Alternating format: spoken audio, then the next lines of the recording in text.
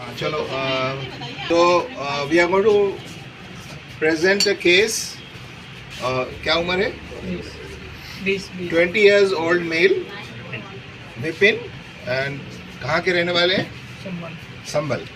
So he has come with some complaints, and our resident doctor student will tell us the history, and then we will do the general examination, systemic examination, and local examination, and we make a diagnosis and do the differential diagnosis. So let us. Sir, the patient Vipin of 20-year age presented with the chief complaint of right side swelling in the on the posterior side of the neck and the posterior triangle, and first it appear in the right side. Actually, when you are giving the history, you cannot say posterior triangle or anterior triangle, because it is in the language of the patient. So the language of the patient does not know what is posterior triangle. So you have to say in the right side of the neck, or front of neck, or the back of neck. So in this case, it is on the right side of the neck. Okay. So with the chief complaint of small swelling in the right side of the neck, which gradually it was sudden in nature, gradually progressive from base to upper side of the neck. Then it's appear on the left side. No, what was the first time when he noticed this swelling? So 14 days ago. 14 days, only 14 days. Yes, only 14 days. He was well 14 days ago. After the appearance of nodes, patient was also having the mild. You will not say nodes, you will say swellings. Swelling. And multiple swellings in the neck. Yes, So then he was having intermittent mild fever, and then it was also associated with chills? No, sir, sweating. Sweating. Yes, sweating. It was and high grade or so moderate? mild. Mild. And the patient also complains of the weight loss in this 14 days. 14 days. Significant weight loss in the 14 days. What is the meaning of significant weight loss? So, in our terms, it's 10% of the body weight loss is significant weight loss, and in patient terms, he has loses the clothes earlier we used to. I think 15 days is too short a time to say that there is significant weight loss, because that would mean that he's not taking any food or anything, and that is not likely in this case. But generally the patient say कि हमने कमजोरी लग रही है या वजन कम हो गया है, but it does not mean that they have lost that weight. So that has to be verified by measurement. Unless until you weigh the patient, you will not be sure. Even loosening of cloth and other these are just those things which are not scientific. You can say it's suggestive, but unless and until the patient has weighed himself or herself about 1 month back or 15 days back, and now definitely the weight has come down to 5 kgs or 10 kgs, then we will call it as significant. Otherwise, it's not a significant weight. So in past history, patient also told me he is ongoing on the treatment of hepatitis B and C. And in family history, no such significant family history of similar complaints. And personal Is there any history of jaundice? So yes, sir. कभी पीलिया हुआ था आपको? हाँ, हुआ था। कब? 1 साल पहले। 1 साल पहले. कितने दिन तक रहा था पीलिया? मैं ऐसे अमरवा की दवाई खाई है। कितने दिन तक पीलिया रहा था? 3 महीना तक। 3 महीने तक. अच्छा, बिस्तर पे भी आराम करना पड़ा था? हाँ। फिर आराम ठीक हो गया था? अच्छा, ठीक है. कोई उससे पहले इंजेक्शन वगैरह लगा था, खून चढ़ा था? नहीं। ऐसा कुछ नहीं है. ठीक है. What else? So in family history, there is nothing significant, no similar complaints in other members of family. And in personal history, bowel bladder is normal, appetite is normal, sleep is regular. So from the history, what system do you think is involved? So from history, sir, What is the aim of taking a history? etiology पता करना. नहीं, etiology कहाँ से पता चल जाएगा? Etiology नहीं, बल्कि to know the system involvement. System. It is cardiovascular system or hepatobiliary system or gastrointestinal system, which urological system, which system is involved. So whenever you are taking a history, your focus should be to at least come to that point that you are able to pinpoint the possible system which is involved. So in this case, if you go from the history, there is swelling in the neck on the right side, and there are multiple swellings. So whenever there is swelling in the neck, especially on the sides, then one thing comes to our mind is lymph nodes.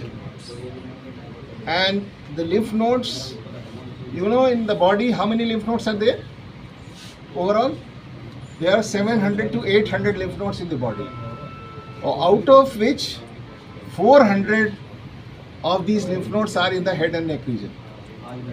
So any swelling in the head and neck region, in the area of the lymph node, the most common suspicion should be that it is in the lymph node. So the disease is involving the lymphatic system. So from the history, it is suggestive that the patient has a swelling and there are multiple swellings, and also there is an episode of fever which could also be explained by that.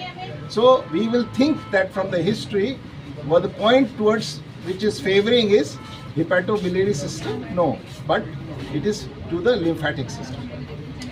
So now when you have a lymphatic system involvement, then there are 4 or 5 important diseases which has to be included in the history itself. So what are those? First is tuberculosis.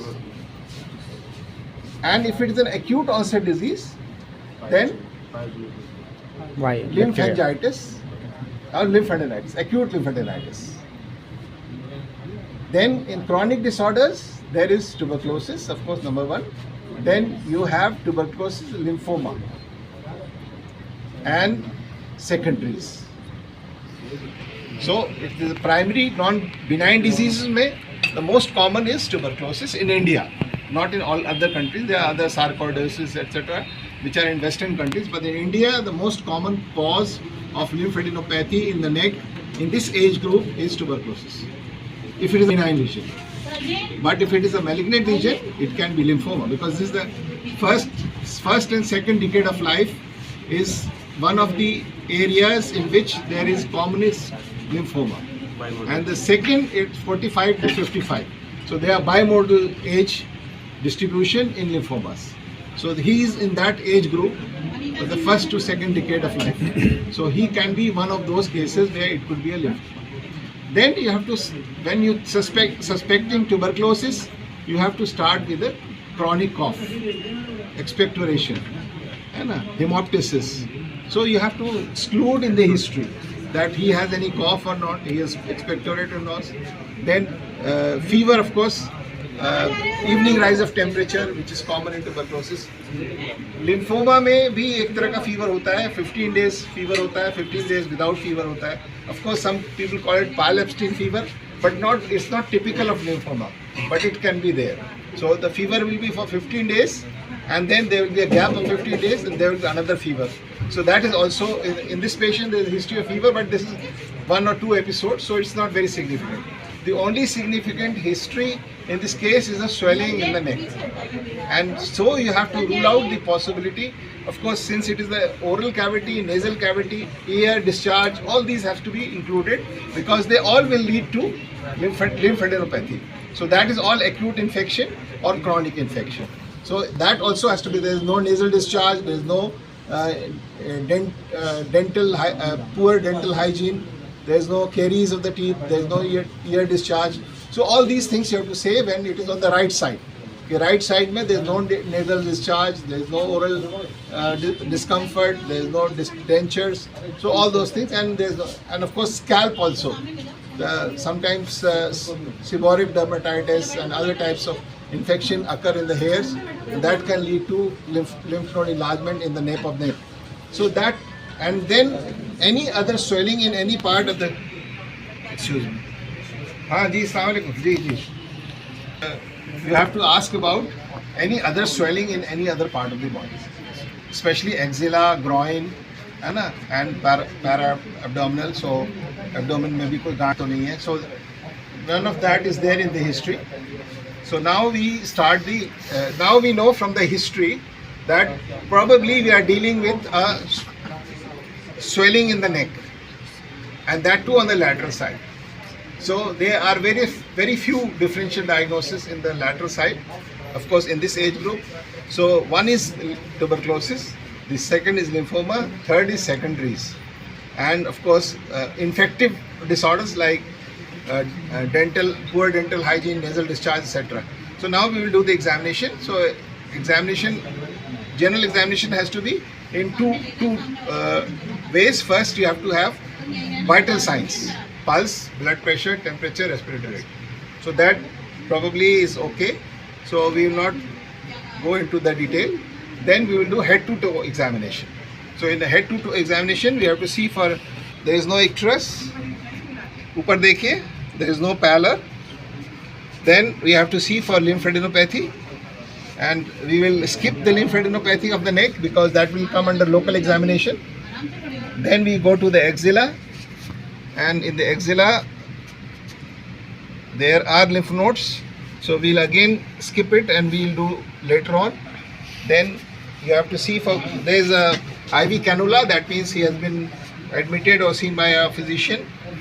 And then there is no clubbing, there is no cholynychia, there is pulse is okay, no pulmonary edema, nothing of that sort, which is, and then there is no pedal edema. So general examination overall is normal and nothing specific except for lymphadenopathy. So now we will make him, we will do the abdominal examination and then we will go to the local examination because we don't want to change his positions frequently. So in the abdomen we just want to see hepatosplenomegaly. Why? Because when reticuloendothelial system. So what are the different components of reticuloendothelial system? Spleen, liver, bone marrow, lymph nodes, and thymus. Of course, those are, so at least we have to see for hepatosplenomegaly, or sometimes there can be ascites also. So in this case, लंबी सांस लीजिए. There is no splenomegaly. सांस लीजिए, छोड़िए. There is no hepatomegaly. So there is no hepatosplenomegaly. There is no fluid collection in the abdomen. खांसिए, खांसी करिए, खांसी. Cranial orifices are normal, so he is okay. Now let him sit down. अब बैठ जाइए आप.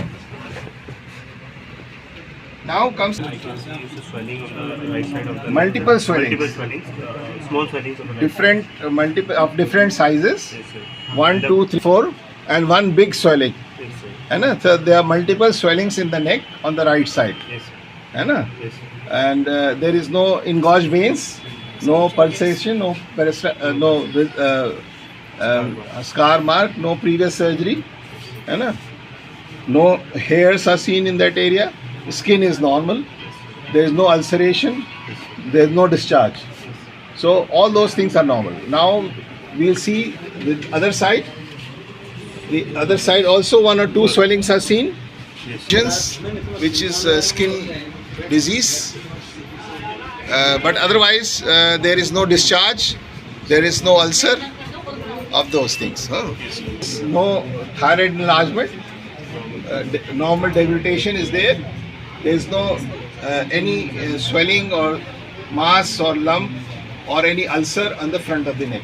So there are only positive findings on the lateral side, right side as well as left side. So central side is normal.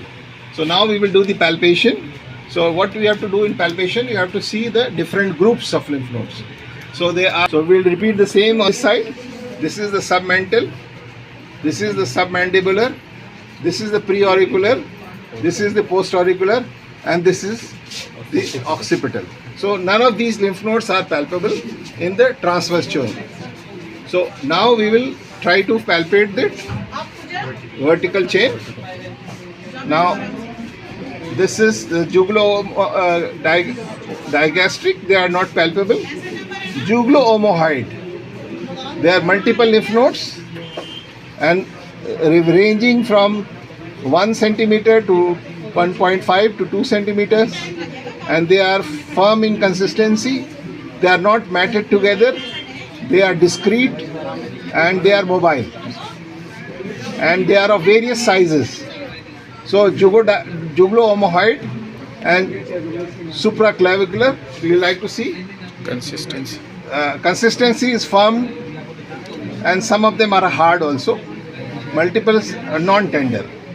So they are about 6 or 7 lymph nodes. They are 1 to 2 centimeter in size. They are discrete and there is also in the supraclavicular region there are multiple lymph nodes. So these are the lymph nodes which are palpable.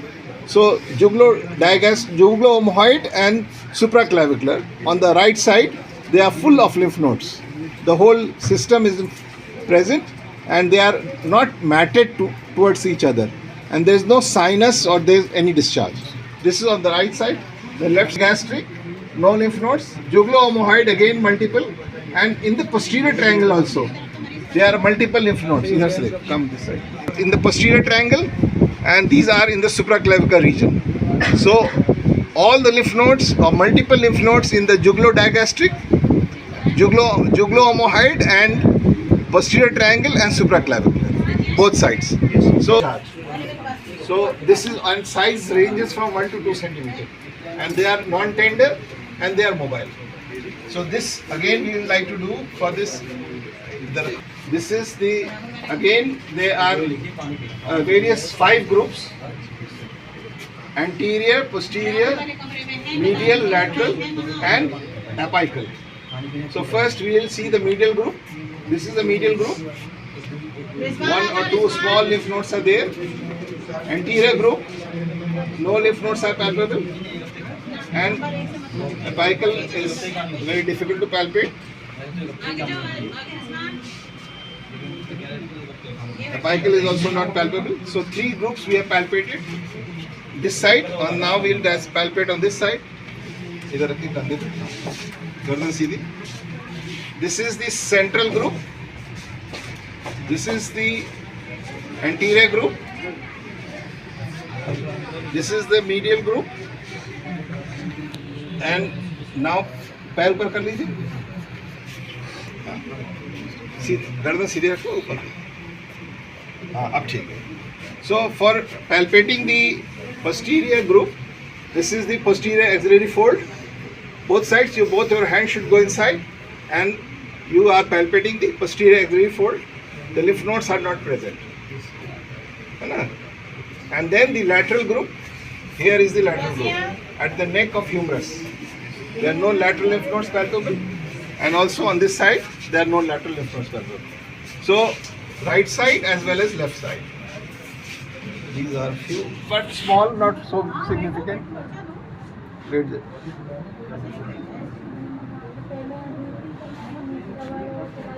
अब late जाइए. So above and below the inguinal ligament, you have to palpate. This is the above and this is below.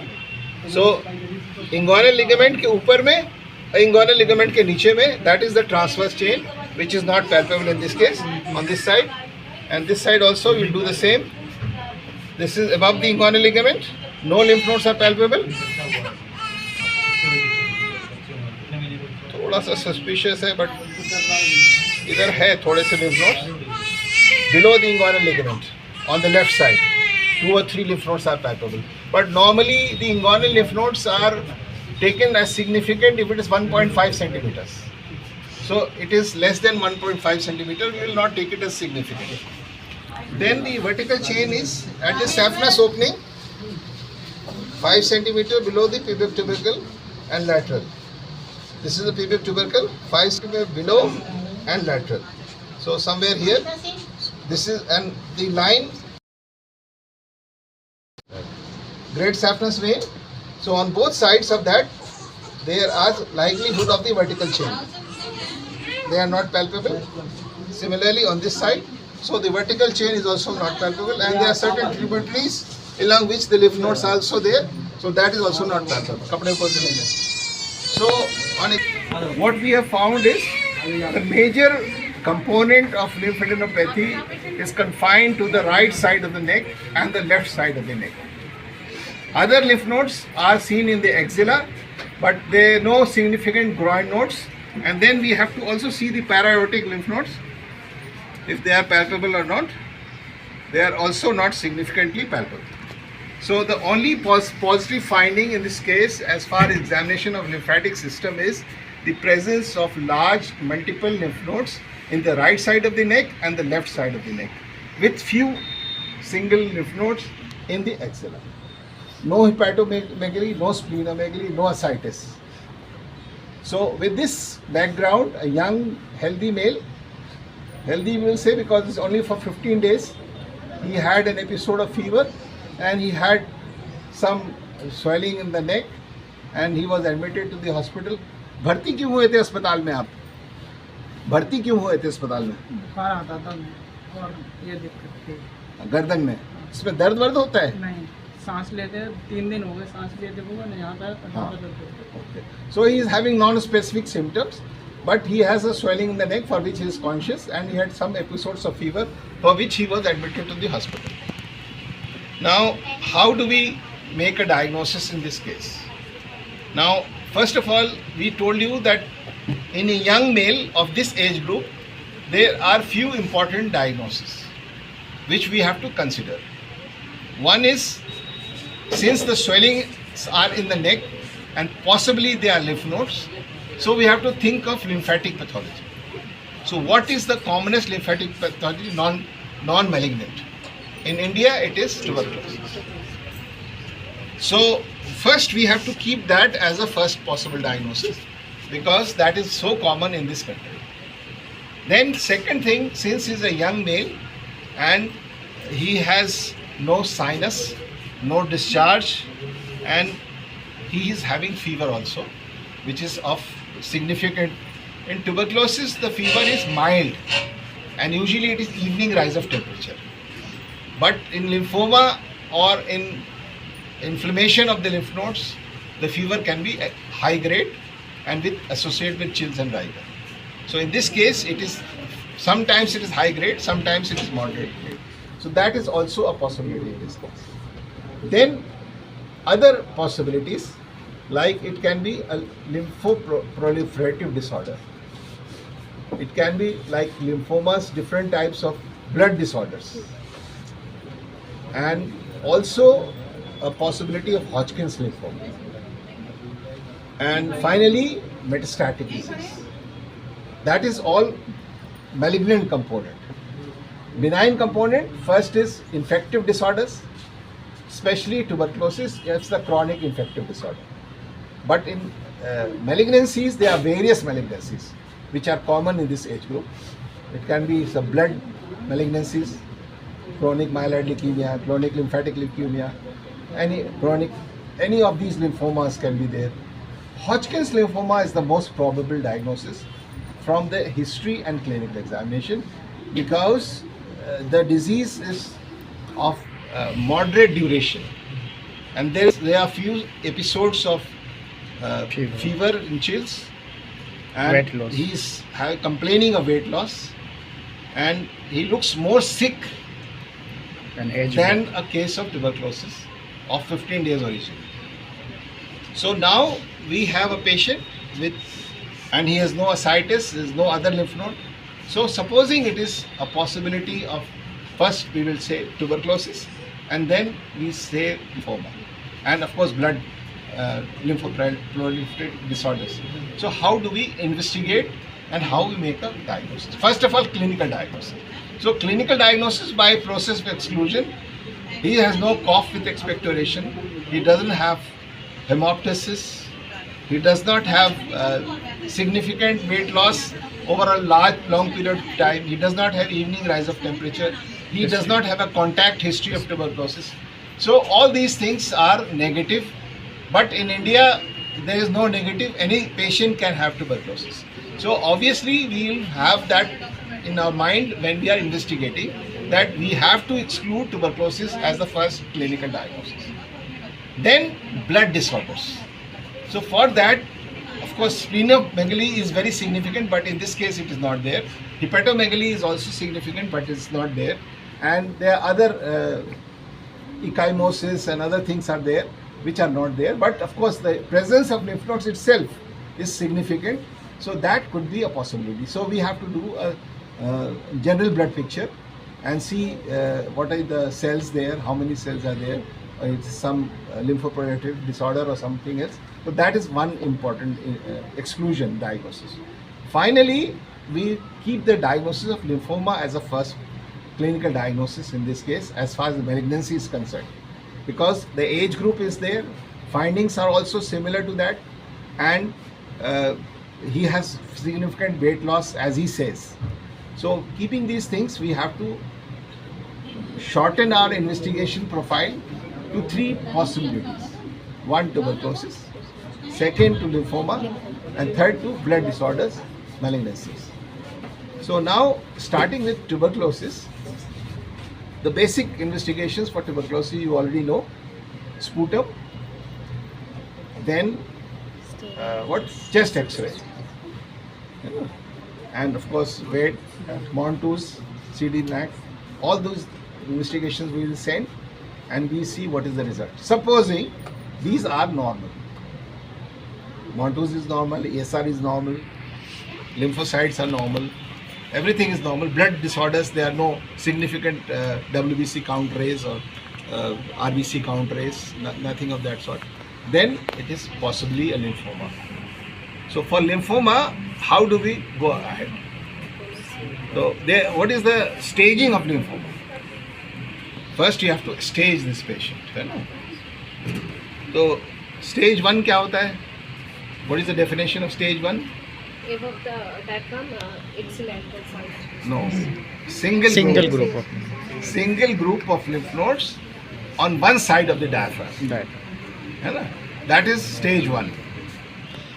More than one group on the same side of Same diaphragm is stage 2. 2 or more than 2 both on sides. either side of diaphragm is stage 3. And disseminated disease is stage 4. So now, according to that staging, Any arbor he has 2 groups, right side and left side, and suspicious axillary lymph nodes. So according to that staging, it should be stage 2. True. Then there are A and B signs. That is absence or presence of fever, jaundice, bone pains, sweating. है ना? So these, he has fever, he doesn't have jaundice. Rigors, of course, is there. So we can say stage 2B as far as clinical staging is concerned.